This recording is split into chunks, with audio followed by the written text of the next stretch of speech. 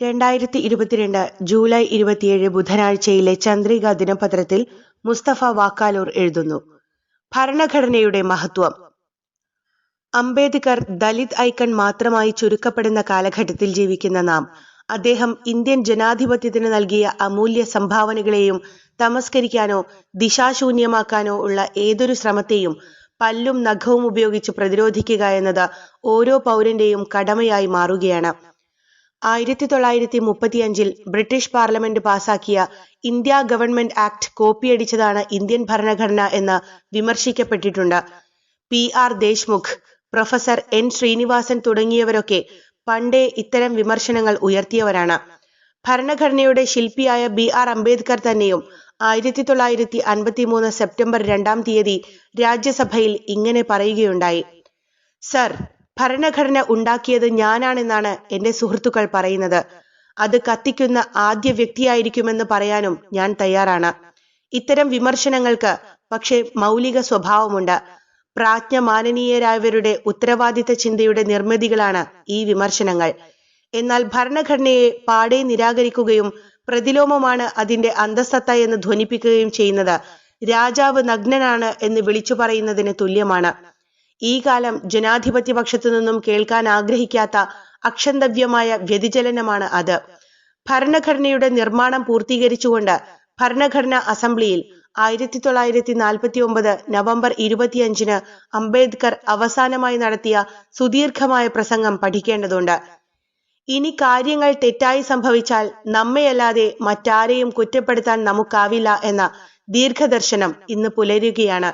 India സ്വതന്ത്രയാവുകയും സ്വന്തമായൊരു ഭരണഘടനയും നിയമവ്യവസ്ഥയും നടപടിക്രമങ്ങളും രാജധർമ്മവും സ്വായത്തമാക്കിയിരിക്കുകയാൽ ഇനിയൊരു വീഴ്ച സംഭവിച്ചാൽ വൈദേശിക ശക്തിയെയോ രാഷ്ട്രങ്ങളെയോ കുറ്റപ്പെടുത്തുന്നത് അസാധ്യമാണെന്നും നമ്മുടെ നന്മയും സങ്കല്പങ്ങളും കാത്തുസൂക്ഷിക്കേണ്ടത് നമ്മുടെ മാത്രം ഉത്തരവാദിത്തമാണെന്നും ദ്യോതിപ്പിക്കുകയാണ് പ്രസംഗത്തിലുടനീളം. 7 പതിറ്റാണ്ടുകൾക്കിപ്പുറം ഭരണഘടനയെ നോക്കുകുത്തിയാക്കി രാഷ്ട്രം ശൈഥില്യത്തിലേക്ക് കാലെടുത്ത് വെക്കുന്ന അഭിശപ്ത നിമിഷങ്ങളിലാണ് നാം ഉള്ളത്. അംബേദ്കർ യുഗപുരുഷനായിരുന്നു. അതുകൊണ്ട് തന്നെ യുഗാന്തരങ്ങളെ ദർശനം ചെയ്യാനുള്ള പ്രാപ്തി കൈവരിച്ചിരുന്നു. ഇന്ത്യക്ക് ഒരു ഭരണഘടന വേണമെന്ന ആവശ്യം ആദ്യം ഉന്നയിച്ചത് മഹാത്മാഗാന്ധിയാണ്. എന്നാൽ അതൊരു ആവശ്യമായി പ്രമേയത്തിലൂടെ അവതരിപ്പിക്കപ്പെടുന്നത് 1934 മെയ് 3-ന് റാഞ്ചിയിൽ ചേർന്ന സ്വരാജ് പാർട്ടി സമ്മേളനത്തിലാണ്. സമ്മേളനം ഇന്ത്യക്ക് സ്വയം നിർണയാവകാശം അവകാശപ്പെടുന്നു. ആ തത്വം പ്രയോഗിക്കുന്നതിനുള്ള ഏകമാർഗം സ്വീകാര്യമായ ഒരു ഭരണഘടന രൂപപ്പെടുത്തുന്നതിന് ഇന്ത്യൻ ജനതയുടെ എല്ലാ വിഭാഗങ്ങളുടെയും പ്രതിനിധികളായ ഒരു ഭരണഘടനാ അസംബ്ലി വിളിച്ചുകൂട്ടണം എന്ന പ്രമേയം യോഗം അംഗീകരിക്കുന്നു. ഏറെ വൈകാതെ ബ്രിട്ടീഷ് പാർലമെന്റ് ഇന്ത്യക്ക് വേണ്ടി ഗവൺമെന്റ് ഓഫ് ഇന്ത്യ ആക്ട് കൊണ്ടുവരുന്നു. ഇന്ത്യയുടെ ഭരണഘടന നിലവിൽ വന്ന 1950 ജനുവരി 26 വരേക്കും ബ്രിട്ടീഷുകാരുടെ നിയമത്തിനകത്താണ് ഇന്ത്യ നിലകൊണ്ടത്. ഇന്ത്യക്ക് അധികാരം കൈമാറുന്നതിനുള്ള ചർച്ചകൾക്ക് വേണ്ടി ബ്രിട്ടനിൽ നിന്നും മന്ത്രി പദവിയുള്ള 3 അംഗങ്ങളെ ഇന്ത്യയിലേക്ക് നിയോഗിച്ചു. പെറ്റിക് ലോറൻസ്, സ്റ്റാഫോർഡ് ക്ലിബ്സ്, AV അലക്സാണ്ടർ എന്നിവർ 1946 മാർച്ചിൽ ഇന്ത്യയിൽ വന്നു. ക്യാബിനറ്റ് മിഷൻ പ്ലാൻ എന്ന പേരിലാണ് ദൗത്യം അറിയപ്പെടുന്നത്. മിഷന്റെ നിർദ്ദേശപ്രകാരമാണ് ഭരണഘടനാ സമിതി രൂപം കൊള്ളുന്നത്. ഇന്ത്യ ഇൻഡിപെൻഡൻസ് ആക്ട് 1947 സെഷൻ 6 പ്രകാരമാണ് ഭരണഘടനാ നിർമ്മാണ സഭയുണ്ടാകുന്നത്. 389 അംഗങ്ങളായിരുന്നു അതിലുണ്ടായിരുന്നത്. 1946 ഡിസംബർ 9-നാണ് ഇന്നത്തെ പാർലമെന്റ് ഹൗസ് സെൻട്രൽ ഹാൾ എന്നറിയപ്പെടുന്ന ഇടത്തിൽ ആദ്യ യോഗം നടന്നത്. 207 പേർ അതിലൊപ്പിട്ടു. ഇന്ത്യ വിഭജനത്തിന് ശേഷം 299 അംഗങ്ങളാണ് അവശേഷിച്ചത്. അതിൽ പ്രവിശ്യ അസംബ്ലികളിൽ നിന്നും തെരഞ്ഞെടുക്കപ്പെട്ട 229 പേരും 29 നാട്ടുരാജ്യങ്ങളിൽ നിന്നുള്ള 70 പേരുമാണ് ഉണ്ടായിരുന്നത്. അവർ 2 വർഷവും 11 മാസവും എടുത്ത് 166 ദിവസങ്ങൾ കൂടിയിരുന്നു കൊണ്ടാണ് ഇന്ത്യൻ ഭരണഘടന തയ്യാറാക്കിയത്.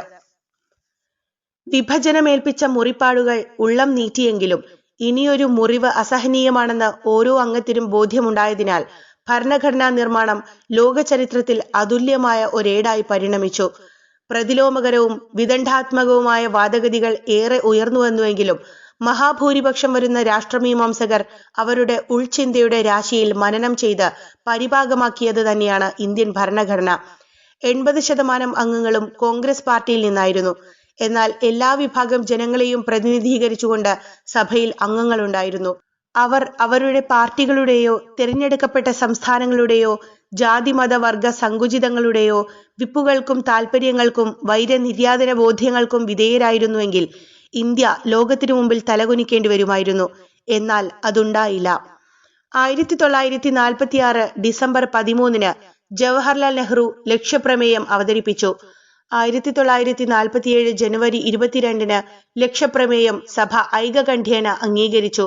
ലക്ഷ്യപ്രമേയത്തോടുള്ള അംബേദ്കറുടെ പ്രതികരണമെന്ന നിലക്ക് സ്റ്റേറ്റും ന്യൂനപക്ഷവും എന്തൊക്കെയാണ് അവരുടെ അവകാശങ്ങൾ, സ്വതന്ത്ര ഇന്ത്യയുടെ ഭരണഘടനയിലൂടെ അവ എങ്ങനെ സംരക്ഷിക്കാം എന്നൊരു സുദീർഘ പ്രബന്ധം അദ്ദേഹം സഭയ്ക്ക് മുമ്പാകെ വെച്ചു. എന്നാൽ അതിന് വേണ്ടത്ര ശ്രദ്ധ കിട്ടിയില്ല. 20,000 വാക്കുകളുള്ള ഈ പ്രബന്ധം പിന്നീട് അദ്ദേഹം പുസ്തകമായി പ്രസിദ്ധീകരിച്ചു. 1947 ഓഗസ്റ്റ് 29 അംബേദ്കറിന്റെ നേതൃത്വത്തിലുള്ള കരട് കമ്മിറ്റിയെ നിയോഗിച്ചത്. ഭരണഘടനാ ഉപദേശകനായിരുന്ന BN റാവു വിവിധ കമ്മിറ്റികളുടെ നിർദ്ദേശങ്ങളും മറ്റും ഉൾപ്പെടുത്തി ഭരണഘടനയുടെ മാതൃക തയ്യാറാക്കി നൽകി. നെഹ്റുവിൻ്റെതാണ് ആമുഖമെന്ന് പൊതുവെ പറയപ്പെടാറുണ്ട്. 1948 ഫെബ്രുവരി 6 കരട് നിർമ്മാണ സഭ ആമുഖം ചർച്ചക്കെടുത്തു. അംബേദ്കർക്ക് പുറമെ അല്ലാടി കൃഷ്ണസ്വാമി അയ്യർ, മൗലവി സാദുള്ള, N മാധവറാവു എന്നിവരാണ് ചർച്ചയിൽ പങ്കെടുത്തത്. ഇന്ത്യയിലെ ജനങ്ങളായ നാം എന്നു തുടങ്ങി ജാതീയമോ മതപരമോ ആയ വേർതിരിവില്ലാതെ വ്യക്തിയുടെ അന്തസ്സും സാഹോദര്യവും ഉറപ്പുവരുത്താൻ തീരുമാനിച്ചിരിക്കുകയാൽ എന്ന് അവസാനിക്കുന്ന ആമുഖം നെഹ്റുവിന്റെ ലക്ഷ്യപ്രമേയമോ അംബേദ്കറിന്റെ തന്നെ ന്യൂനപക്ഷ അവകാശ പ്രമേയമോ BN റാവുവിന്റെ മാതൃകയോ ഏതെങ്കിലും ഒന്നു മാത്രമായിരുന്നില്ല. എന്നാൽ അവയെല്ലാത്തിനെയും ഉൾക്കൊള്ളുന്നതായിരുന്നുവെന്ന് ആകാശ് സിംഗ് റാത്തോറിന്റെ Ambedkar's preamble the secret of history of the constitution of India എന്ന പുസ്തകത്തിൽ പരാമർശിക്കുന്നു. പരസ്പരമുള്ള ആ ഉൾക്കൊള്ളലിലാണ് ഇന്ത്യ എന്ന ആശയം ജീവിക്കുന്നത്. സാഹോദര്യം എന്ന വാക്ക് ആമുഖത്തിലേക്ക് കൊണ്ടുവന്നത് അംബേദ്കറാണ്. ഫ്രീഡം എന്ന നെഹ്റുവിന്റെ വാക്കിനെ ലിബർട്ടി എന്നാക്കിയതും അംബേദ്കർ തന്നെ.